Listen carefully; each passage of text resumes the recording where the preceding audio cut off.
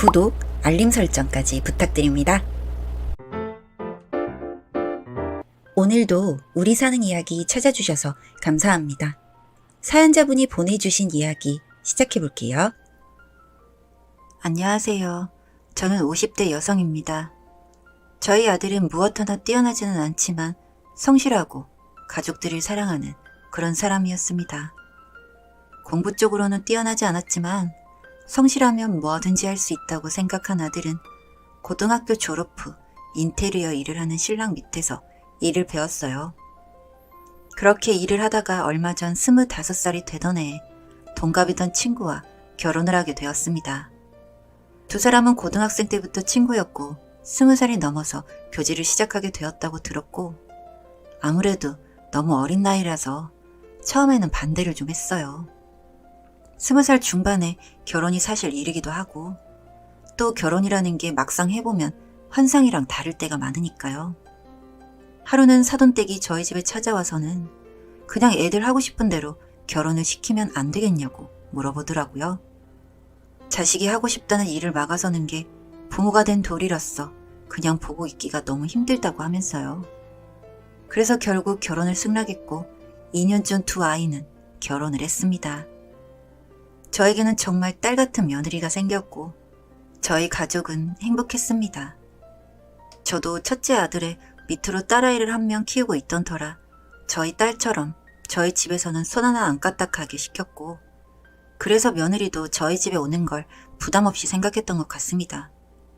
평일 저녁이나 주말에 밥을 해먹기 싫을 때 저희 집에 와서 통닭 같은 걸 곧잘 시켜 먹곤 했거든요. 그리고 결혼 1년 정도 지났을 무렵 둘 사이가 예전 같지 않다는 걸 느꼈습니다. 저희 집에 오면 그래도 살갑게 인사는 해주고 설거지는 안 하더라도 상 치우는 것 정도는 같이 해주던 며느리였는데 사춘기 여고생처럼 휙휙거리고 잘 오지도 않더라고요. 결정적으로 아들의 얼굴빛이 유난히도 어두워서 몇 번 물어보기는 했지만 돌아오는 대답은 없었습니다. 그리고 얼마 뒤 아들은 교통사고를 당해서 식물인간이 되었어요. 아들이 주문받은 물건을 갖고 이동을 하던 중 옆에서 오는 차를 보지 못했고 번호판도 없는 승용차가 저희 아들을 치고는 바로 달아나 버렸습니다. 뺑소니범을 찾기 위해서 백방으로 수소문을 하러 다녔는데 차 자체가 워낙 흔한 차량이고 차 번호판도 보이지 않아 잡기가 힘들었습니다. 아들은 죽지 않은 게 다행이라 생각하고 병원에서 치료를 했습니다. 신랑을 따라 저도 얼마 전 작은 가게를 오픈해둔 상태라서 당장 아들을 간병하기에 상황적으로 힘들어 병원에서 장기 입원을 시켜두었습니다. 병원에 입원을 하고 두어 달 지났을 무렵부터는 제가 하고 있던 장사를 다른 사람에게 넘기고 다른 일을 찾아봐야 하나 생각도 했었는데 그때 마침 며느리에게 연락이 왔어요. 어머님, 저희 신랑 때문에 많이 힘드시죠? 힘들긴. 일하고 저녁에 매일같이 들리는 네가 더 힘들지.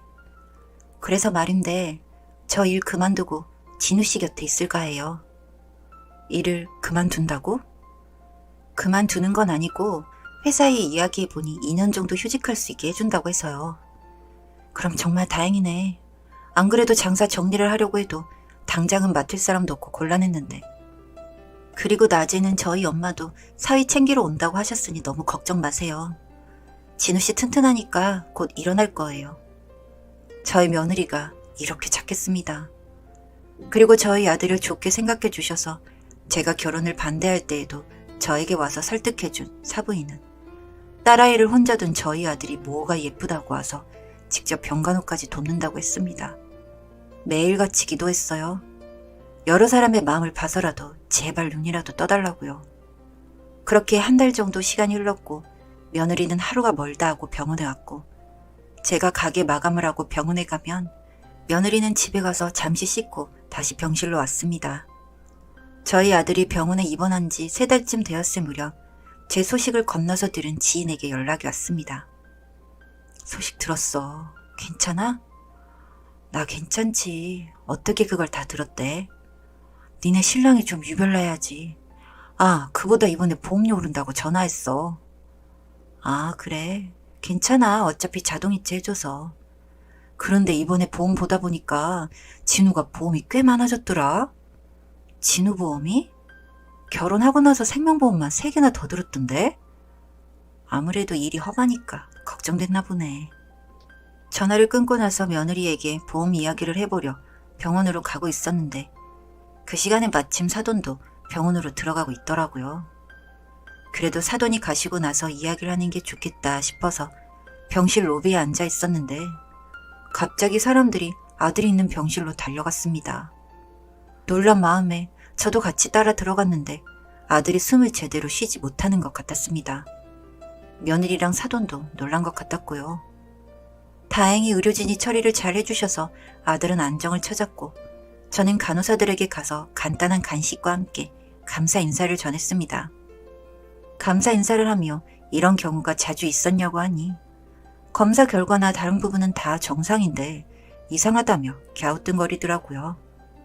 저는 얼마 뒤 지인에게 한동안 가게를 부탁했고 밤마다 아들의 병실 침대 밑에서 잠을 청했어요.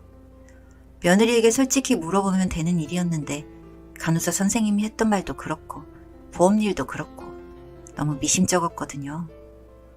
새벽이 되어 발소리가 들려서 눈을 떠보니 며느리가 아들 침대 앞에 서 있었습니다.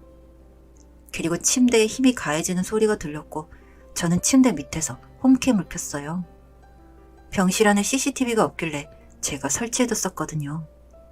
혹시나 하는 마음에 휴대폰을 보니 며느리는 제 아들의 얼굴을 베개로 누르고 있었습니다. 이게 지금 뭐 하는 짓이야? 어머니. 저는 다급한 순간 병실 간호사들을 불렀고 간호사들은 서둘러 병실로 왔습니다. 저희 아들은 또 호흡이 어려워졌고 그런 아들의 얼굴을 보는데 눈물 한 방울이 흐르고 있었어요. 아마 의식은 없어도 이런 상황을 알고 있는 듯 했습니다. 그 자리에서 며느리에게 손찌검을 했고 며느리는 가만히 서 있다가 이내 저에게 소리를 질렀습니다. 이렇게 살아서 어떡해요? 내가 너한테 내 아들 병원비를 내라고 했니? 왜 혼자서 북치고 장구치고 난리야? 명줄 하나 더럽게 길어서. 뭐? 그렇잖아요. 그냥 그 자리에서 콱 죽어버리지. 명줄은 왜 이렇게 길어? 이 사람 만나고 내 인생을 망쳤어요. 알아요? 그래도 제법 사는 줄 알았더니 결국 빈털털이었어. 내 친구들은, 아니 나랑 그 전에 만났던 남자들은 안 이랬다고. 저는 더 들을 것도 없이 며느리를 경찰에 신고했습니다. 이야기를 들어보니 결혼 전 명품과 사치를 좋아하던 며느리가 결혼 후 돈에 제약이 생기게 되자 그 문제로 자주 다퉜었고 예전에 만났던 남자들과 제 아들을 비교를 많이 했다고 하더라고요.